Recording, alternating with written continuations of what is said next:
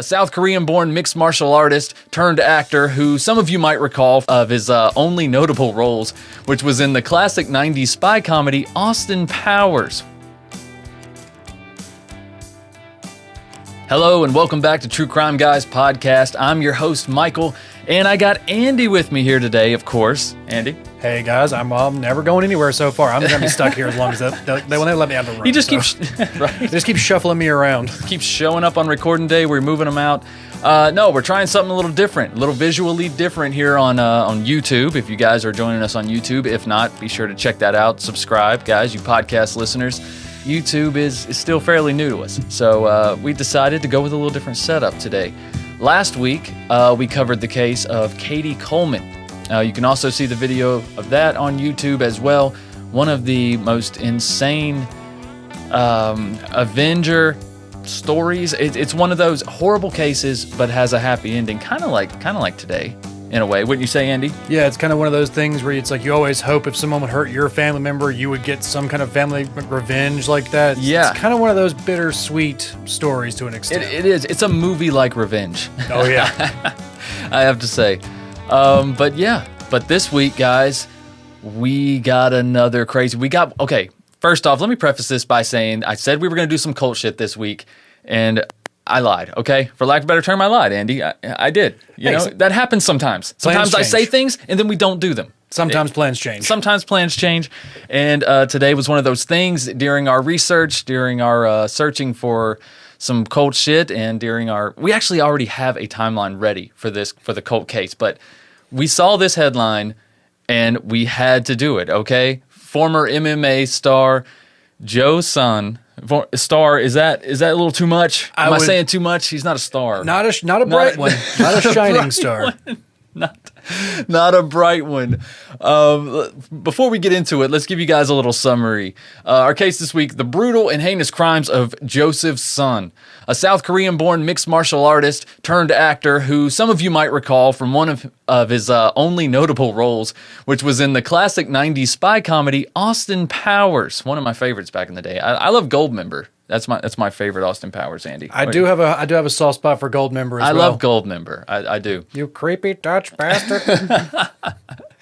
But for nearly 20 years, this actor, Joe Son, harbored a dark secret. And when the details of his crimes came to light, they revealed him to be much more evil than any bald cat-petting doctors. If you catch my drift, Andy, you see what I did there? Anyways, guys, let's give you a quick rundown, okay, before we get into the intro. First things first, there is a warning. This episode does include extreme acts of violence, torture, and sexual assault. This is true crime after all. So let's talk about Joseph Son, a Korean-born mixed martial artist, despite an 0-4 career. More on that later. But Joe was also a professional wrestler who eventually turned actor. You know the old saying, Andy, those who can't do, act like they can, or something like that, right? You gotta just pretend. Fake it till you make it, right? Fake it till you make it, that's right. But before Joe Son's initial arrest in 2008, he gained pop culture recognition for his role as odd job parody character Random Task in Austin Powers' International Man of Mystery, which I believe is the first one of the series, right? Oh, yeah. International Man of Mystery is number one. It really sucks he didn't get called back, man. I don't... I mean, if you remember his end in the movie, he had a pretty final fate. He wasn't coming back, huh? Oh, he was coming, I'm sure, but he wasn't coming back. Well, that's what he gets for throwing a shoe. Who does that, man? Who throws a shoe? Who throws a shoe? But prior to being a shoe-chucking villain, the only real exposure Joe found was in his early MMA career, albeit for all the wrong reasons. When during an early televised UFC event, he was hit with a flurry, and I mean a flurry, of, at the time, perfectly legal nut shots. Okay? It reminded me, this man, he took a beating that would make Johnny Knoxville proud. Exactly. Oh, it'd make Johnny Knoxville cringe. He'd make Johnny Knoxville go, you sure you want to do that? You know what I immediately thought about? The scene in Dumb and Dumber where he's having that fantasy about kicking that waiter's ass and he's just like drumming on his balls. He's just he's just speed bagging his balls, you know what I'm saying? It is it's like a rock'em sock'em robot, like just flurry of punches to this man's groin. It is brutal. Man, if people think UFC is brutal now, Jesus, that's when men were men, but not anymore because of that rule. Yeah, now they have rules and stuff. I don't know, it's crazy. But That's not what makes Joe the subject of today's show.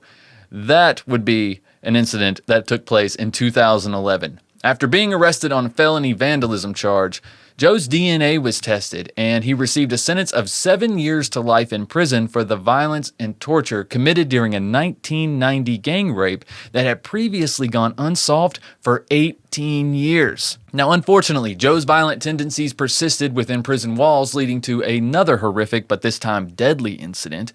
Within the first few months of his sentence, when he mercilessly beat his cellmate Michael Thomas Graham, resulting in Graham's death. As a consequence, Joe would receive an additional sentence of 27 years for voluntary manslaughter. Presently, Joe Son is serving a cumulative sentence of 34 years to life and finally being held accountable for his heinous crimes. So we got quite a bit to talk about, guys. This is going to be a long one, so buckle up. Andy, hit the music. Let's get into this thing. Right, you're weird. All right. So it all started on a bitter cold Christmas Eve in 1990, around 12:30 a.m. A woman, which we will refer to as Victoria to protect her identity, was returning home to her apartment in Huntington Beach, California, accompanied by her dog, Chassis. The dog's name is also changed. That can't be the dog's name, right, Andy? Is that the dog's name? I mean, maybe it's got a cute name. Chassis? Come Chassis? here, little Chassis. Come here, It Chassis. wasn't Sassy, and they're like, just call him Chassis to protect the dog, too. Chassis. You got a Chassis. I don't know why we give every detective this southern accent. I don't know. This is in California. But Victoria had been out with a family member and a friend that night to take in the Christmas lights. And when she reached her apartment complex with her purse in hand and her small dog zipped up in her jacket, Victoria was approached by a short, stocky man. The man appeared to be lost and asked for directions. Capitalizing on the distraction that he made, he struck Victoria in the face, knocking her to her knees, disorienting her. Now, at the same time, another assailant approached from behind and struck her again almost immediately. Victoria managed to safely pull her dog Chassis from her jacket and toss her into a nearby bush in hopes that she would flee from the attackers. Lucky for the dog, the men had no interest in Victoria's four-legged friend or any other of her belongings for that matter. It was then that Joe Son and his accomplice began to viciously beat Victoria in the parking lot of her apartment complex with their fists and two semi-automatic pistols equipped with silencers.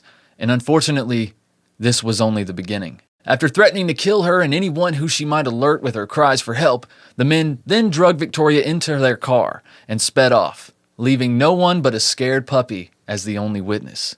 Now, before we continue these horrific events, let's take a look at how Joe Son ended up here. He was born Joseph Hyungmin Son. What do you think about that pronunciation, Annie? Did I get that? Hyung?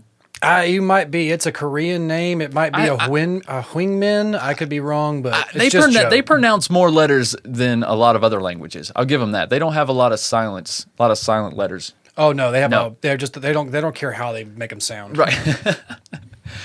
But Joseph Son was born on November 22nd, 1970, in the Gwangju province of South Korea. He moved to California at an early age and quickly began making a name for himself. How hard could it be, right? It's America. In his early 20s, he became associated with an extremist Christian group, sounds about right, and worked in Huntington Beach. And despite having little to no martial arts experience, he managed to persuade the right people to allow him and a friend, Kimo Leopoldo? I think that's right, Leopoldo. Yeah, I think so. To participate in the UFC, using the ancient art of deception and an impressive sales pitch. So quite the bullshitter, right? Quite the bullshitter, my friend. But you know, he fooled people, right? He fooled people who allegedly knew what fighting was. I think he just came over here and some dumb, ignorant American thought, he's Asian. Of course he knows Kung Fu. We're going to put him in it. Yeah, he's built like a door. He's so broad. He's so stocky. He looks like he could punch through a wall. Exactly. He'll do great. But their promotional efforts emphasized Leopoldo's black belt in Taekwondo, while Joe Son, the real expert, was portrayed as a Joe Son-do expert. Oh, what's that? You never heard of it? You're unfamiliar with it? Well, you're not alone. Mainly because he made that shit up. To be fair. That's the most convenient way to become an expert but in something. But also, to be fair, I mean, he was the only expert in it, so we really don't know. I mean, maybe no one else has ever reached that level of martial arts expert, Andy. That could also be something, too. Yeah, if you just walk in and say, I'm an expert in Michael Kondo, and there you go. Is that? They're like, well, he's Michael. He would know. I'm the only expert in it. I made it up. That's right. That's right. I mean, how convenient. But, you know, this strange background alone would have made Joe Son a memorable personality. Unfortunately for the self-proclaimed Joe Son Do expert, his fighting ability was just about the same caliber as his acting skills. I'll just leave it at that. During his fighting career, he officially retired with a professional record of 0-4. While he had, I know, right? A Joe Kwon Do expert didn't fare well? It's crazy. While he had previously appeared in UFC 3 in 1994 as a cornerman for Kimo Leopoldo, Son made a proper debut at the UFC 4 pay-per-view event. I don't know about proper, but he definitely made a debut. Oh, he made he was, that's where I'm saying he got his start at least. He got his start. I don't know if that's the start you want. He went viral. For all the wrong reasons. Joe's first opponent was Keith Hackney, a Kenpo fighter who was 30 pounds lighter, but 7 inches taller than Son. Now, this fight is the one we referenced at the start of the episode where Joe really became an almost viral sensation for using his scrotum as a punching bag.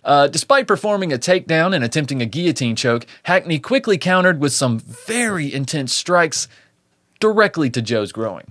Now, mind you, at this time in the UFC, this was perfectly legal.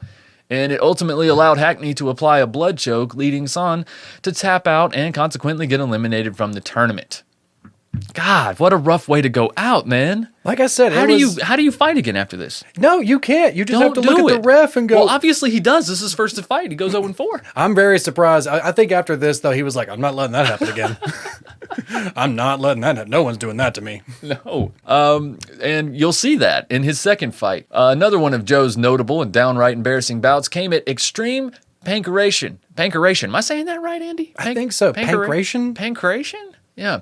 But it's Extreme Pancration 2. I'm unfamiliar with it, okay? I was 12 at this time. I really wasn't watching a lot of UFC. This was April 12, 2002, where he was pitted against Joe Marora? I'm killing these names today. Maria. Like, so. Literally just destroying them, not saying any of them right. And during the first round, after a few punches, Maria landed a blow that caused Joe to bleed. Deciding then that he wasn't going to take another loss like the fight with Hackney, he forfeited the match. And the official recorded outcome was a submission due to terror. Fun fact for you, it's the only one in UFC history. That is, they had to be like, no, fuck you.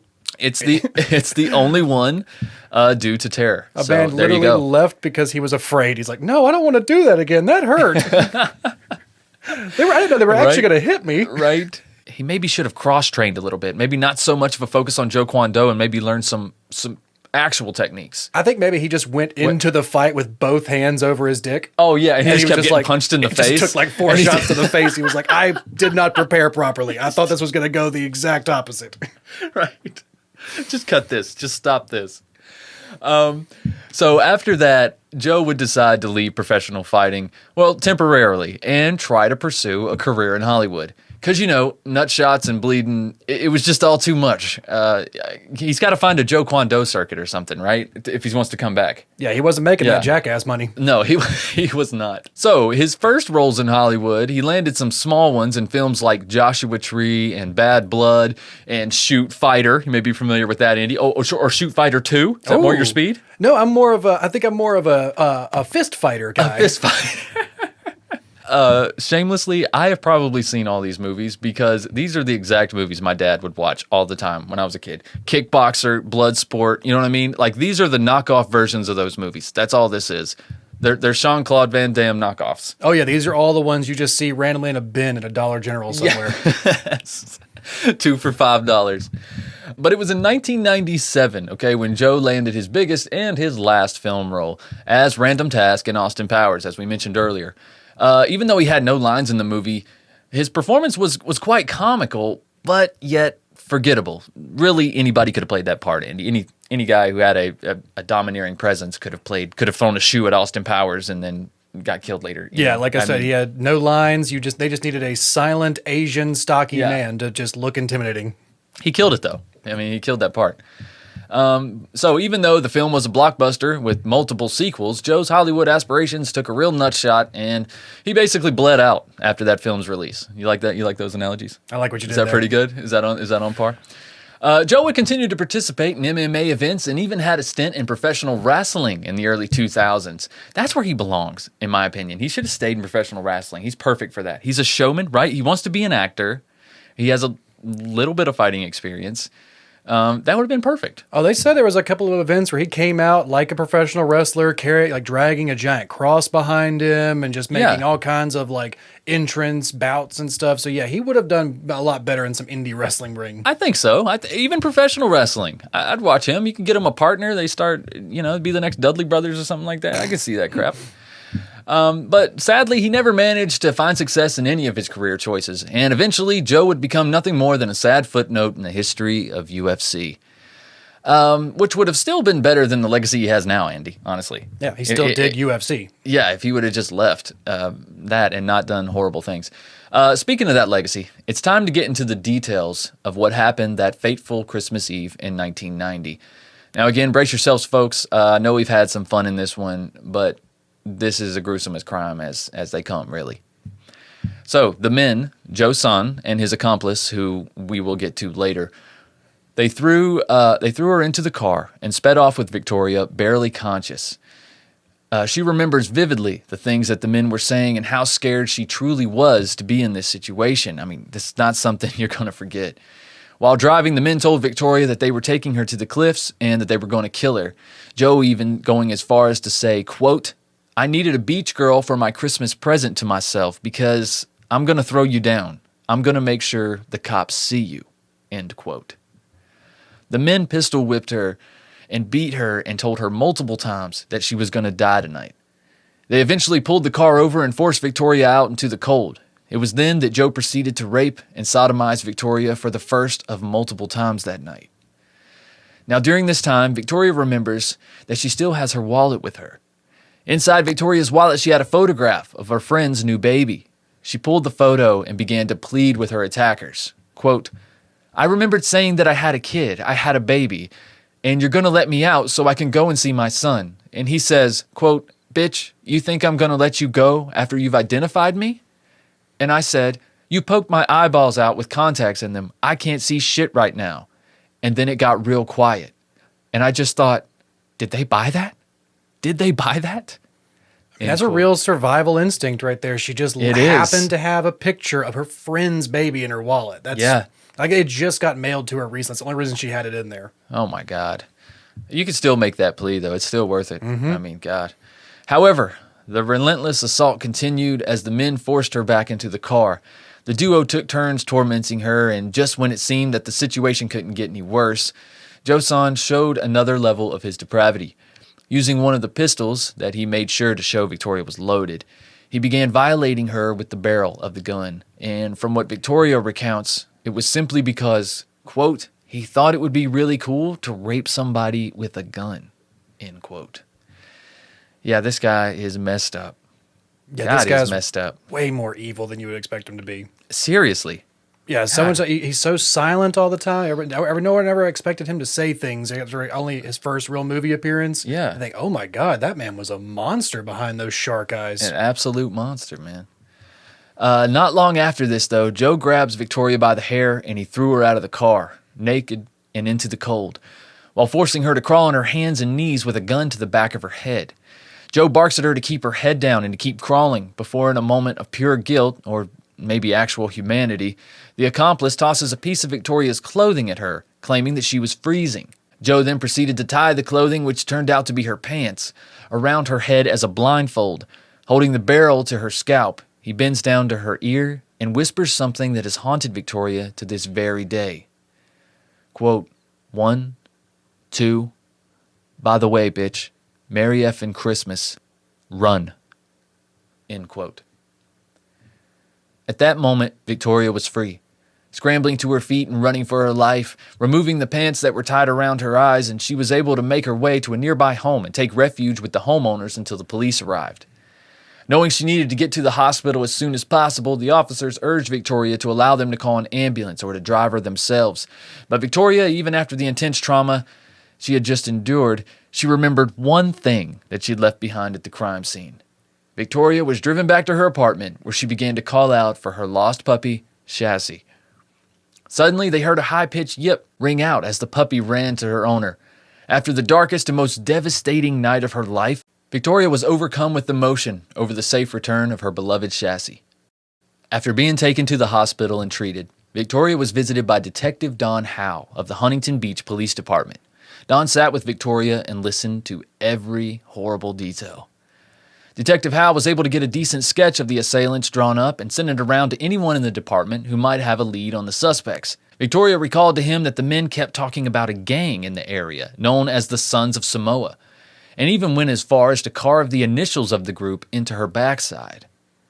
Now, thinking these were probably two young gang members with violent tendencies, he was confident that they would be caught soon. He passed the information to officers familiar with the Sons of Samoa, and the investigators would work this angle for almost a year. Unfortunately, the detectives came to the conclusion that this must have just been a false lead, a red herring, if you will, done on purpose by the attackers. Luckily, the description and drawings of the men was not the only evidence that Victoria was able to provide for the investigators. Even though this was 1990 and DNA technology was still new, the detectives were able to recover multiple DNA samples from both Victoria and the clothing she was returned with the night she was abducted. Those samples of DNA, however, would be the one shred of hope that Victoria and detectives would have to hold on to for nearly 20 years. That's right. After 18 long years filled with medical care, therapy, and having to rebuild her entire life from scratch, Victoria finally receives the phone call that she had been waiting for. It was Detective Don Howe, the same detective that sat beside Victoria the night of her attack and listened to her have to relive the worst experience of her life, was there again to give her some of the best news she's ever heard. We got him. We got a DNA hit. I mean, the relief that must have come over her knowing that he's not there anymore.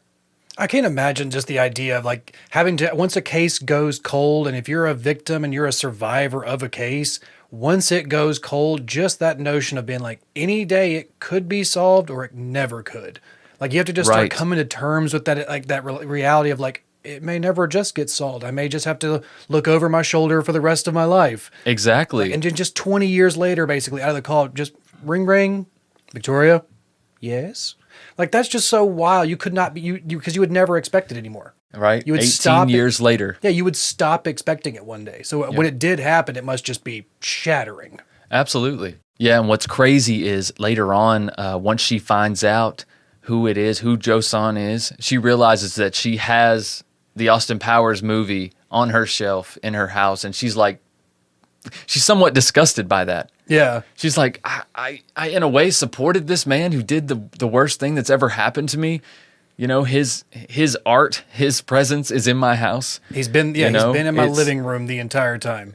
Exactly. I could have put that movie in. That, because of how gruesome this crime was, even that felt like a violation to her. Yeah, like I could have put this movie in at any time, and if I would have looked at that screen long enough, I would have seen him. Possibly. Like that's the feeling you have to realize, be like, it was right there the whole time. I looked at that and he was right there. That also goes to show how forgettable a character he is, though, right? She saw him over and over again. She owned the movie, right? And still didn't notice him. But speaking of Joe-san, let's talk about the capture and his initial arrest that put the cops onto him for this crime. That happened on May 16th, 2008.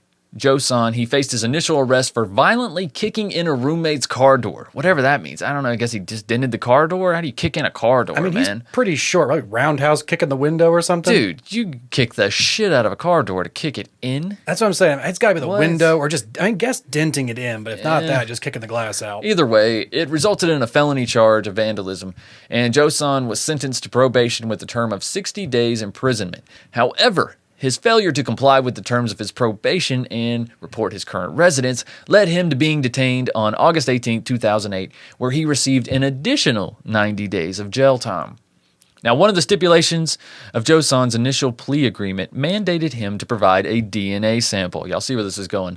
In the early days of October 2008, the provided DNA sample established a direct connection to the horrific attack that occurred on Christmas Eve, 1990.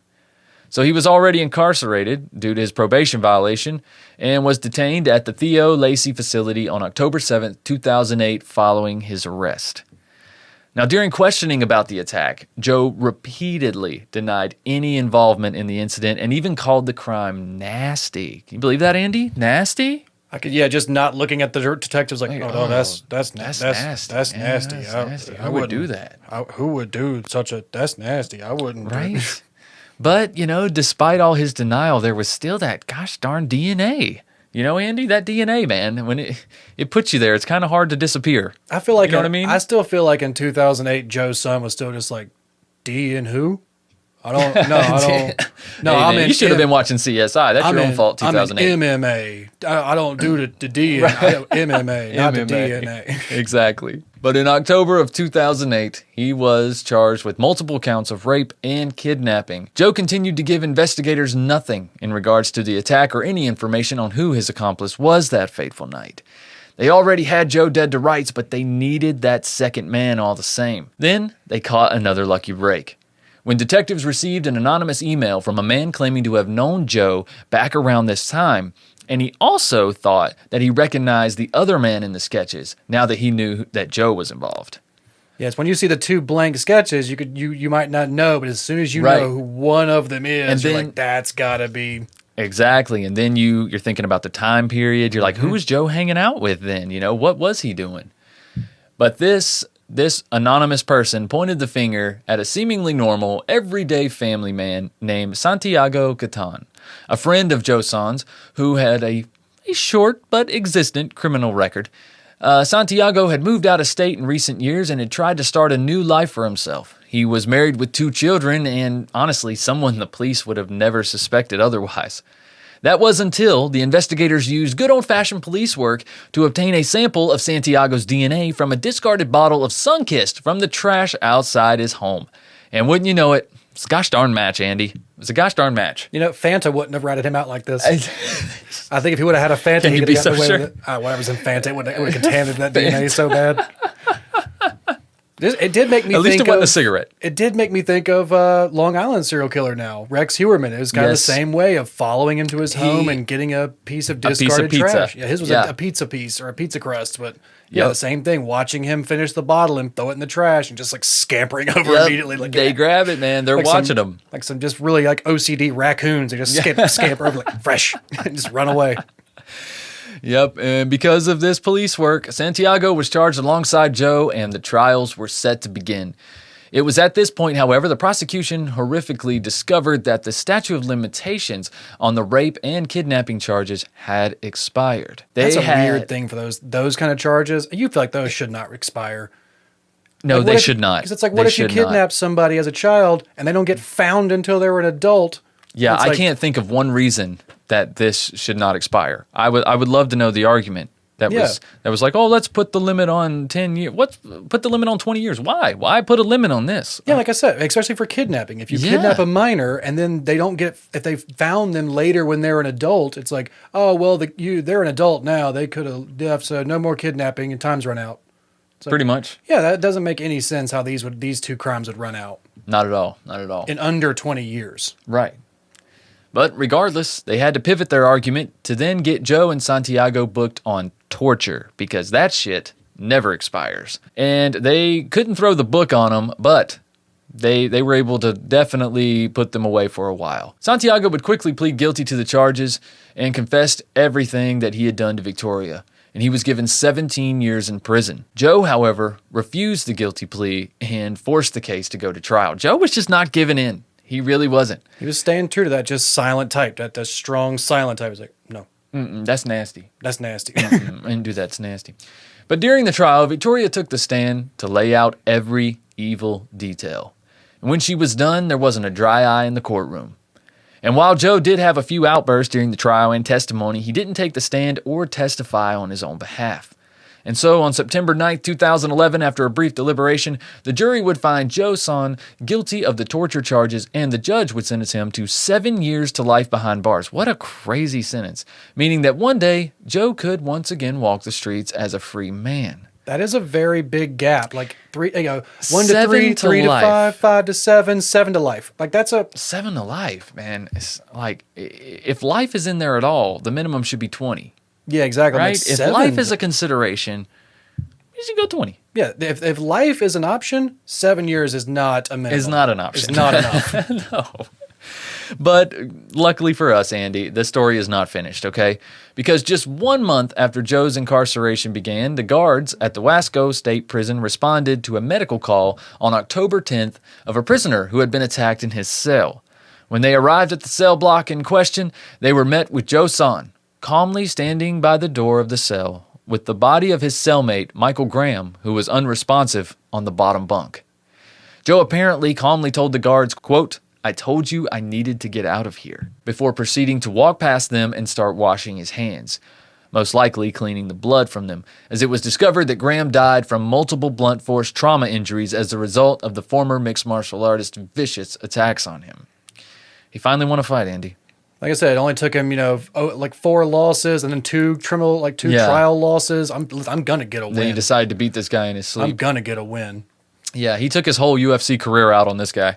Yeah, I believe so. He took a lot of and granted, Graham was a convicted sex offender who was in there for not registering and failing to register. Mm-hmm. But either way, it was like Joe used that as like an excuse. Like he used that as like, oh, well, this person's worse than I am. Obviously, I'm gonna. No, he's exactly like you are, actually. Yeah. Right, but he's not admitting to it. So I see what you're saying. That was like him making a statement. Yeah. But Graham was pronounced dead in the prison's medical ward not 30 minutes after the initial call came in, leading to yet another criminal trial for the once Hollywood D-list celebrity, but for this time, murder. During Joe's second trial, which would take place during the following years, his violent past and previous conviction weighed heavily in the courtroom and on the jury's decision. Joe would even take the stand this time and in a stunning turn of events actually admitted to the rape of Victoria in 1990, because of statute of limitations, but yet again still denied the claims of torture because no statute of limitations. I feel like that's just like such an old thing. They're just being like, yeah, that we can't put that, like, nope, got to keep that in there. That's medieval. We got to keep that in there. Yeah, come on. If they torture, we got to put them away. But after a lengthy trial, in July of 2017, Joe Son was sentenced again to prison for the second time. And although the prosecution wasn't able to get him on a murder charge, they were able to bump it down to manslaughter, which is still very much punishable with heavy jail time. Now, due to the nature of his crimes, both past and present, the judge sentenced Joe to the maximum of 27 years, on top of his already 7 years to life for the crimes committed against Victoria back in 1990. And that is where Joe Son still remains today, and he'll be eligible for parole in 2044, not accounting for any other incidents he may have in the future behind bars. But that is the story of Joe Son, guys. The horrific, gruesome, and ultimately sad tale. The man who went from a laughingstock of UFC world all the way to the laughingstock of the whole world, Andy. Exactly. Like he would have never been that famous if he had just gone down as an 0-4 fighter. Yeah, he may have gotten noticed for the only submission via terror. Yeah, and also the crotch punch flurries. Yeah, that's a great clip. It's a really like a real short, great little TikTok type clip of just a flurry of shots that just makes it's almost the perfect reaction to like the Joe Rogan gif of like the I feel like that's what Joe Rogan was reacting to at UFC, just the oh my god. Yeah, he has referenced this on his podcast a few times. I actually saw some clips while I was researching this. But yeah, guys, I know it wasn't what you were expecting. Again, like I said, this week, I apologize. We were going to do some cold shit, but things change, that's how it goes. But rest assured, there will be some cult shit happening this month, probably on Patreon, because that's where all the cool kids are. Speaking of cool kid things, nothing's cooler than smelling good. And we got you covered here at True Crime Guys with Oh My Gaia. Oh My Gaia has been a sponsor from us since we started True Crime Guys podcast. They're an innovative all-natural deodorant, fragrance, and beard oil company specializing in paraben and aluminum-free products. Their innovative line of deodorants inhibit the growth of odor-causing bacteria while still maintaining effectiveness. Guys, there's tons of scents to choose from at Oh My Gaia, like vanilla, cherry almond, sandalwood, lavender, lemongrass, Egyptian musk, coconut, dreamsicle, leather, lumberjack, honeysuckle, fireside, bergamot, amber, pear, sweet pea, sailor, barbershop, and of course, True Crime Pine. That's where you should start, honestly. If you've never ordered from Oh My Gaia ever, order you a jar of True Crime Pine. It's got the old school first OG TCG logo on it as a sticker still. It's very cool. It's a great unisex scent, and it goes great for the fall because pines are evergreen. Come on, people. And because you're True Crime Guys listeners, you can use the word CREEPER for 15% off your order. That's CREEPER for 15% off your order at shop_ohmygaia on Instagram or ohmygaia.com. That's OHMYGAIA.com. All right, guys. Like I said, That's it for this week. If you guys want to hear more episodes, you can always check out patreon.com/True Crime Guys. It is an excellent way to support True Crime Guys Productions and what we do here. Maybe the main way. We appreciate that very much, guys. And any of you who are already patrons, if you have a case suggestion, please message us on Patreon or comment on a recent post. Speaking of Patreon, we are uploading some more Vault episodes this week, you guys. If you are a patron already, you may have been getting some of those notifications. Just letting you know that these episodes are going into the Vault. So slowly throughout this fall and winter, we'll be putting episodes 51 through 100 in the TCG Vault. Okay, guys? So episodes 1 through 50, the early years are already there, or the early year, I guess. That's about a year's worth of episodes. So about the first 2 years of the podcast are going to be in the Vault by the end of this year. So just something to consider. If you guys want to check those out, you can listen to them for just $2 a month, or there's a 7-day free trial. All right.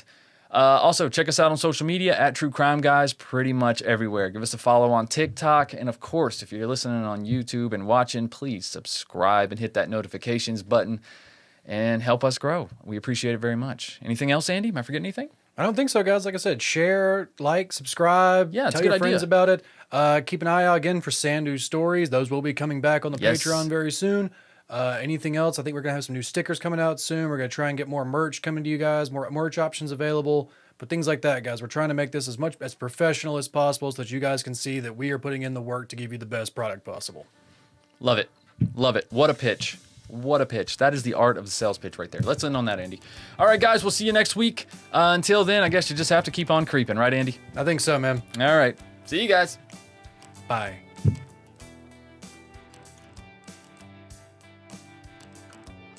This is more to focus This is on. going to be an hour and a half episode. Unique New York. Unique New York. Ow now, brown cow. 11 benevolent elephants. 11 benevolent elephants. What the hell? No, I didn't. I did. What are you doing over there, Andy? Oh, God damn it. Yeah, there we go. Bada boom. Wait. What? Product placement. Goddamn insulated cup. Goddamn insulated cup.